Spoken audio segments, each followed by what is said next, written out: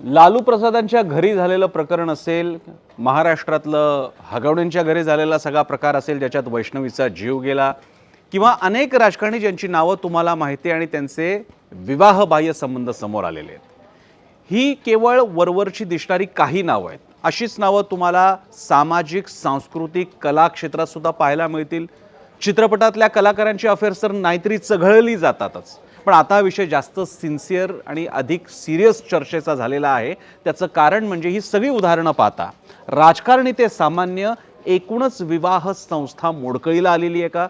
आपण अशा टप्प्याला आलेलो आहोत का की जिथे आता विवाहबाह्य संबंध किंवा पॉलिॲमरी किंवा अनेक प्रकारचे अफेअर्स असणं असेल किंवा एका पार्टनरच्या सोबत पूर्ण एकनिष्ठ न राहणं आता अधिक कॉमन व्हायला लागलंय का? आणि तसं असेल तर फक्त राजकारण्यांकडे कशाला बोट दाखवा, 3 बोटं तुमच्या माझ्याकडे पण रोखली गेलेली आहेत.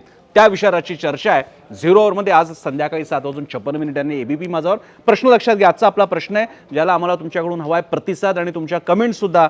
विषय आहे हुंडा ते विवाहबाह्य संबंध, राजकारणी ते सामान्य, लग्न व्यवस्थाच मोडकळीला आली आहे का?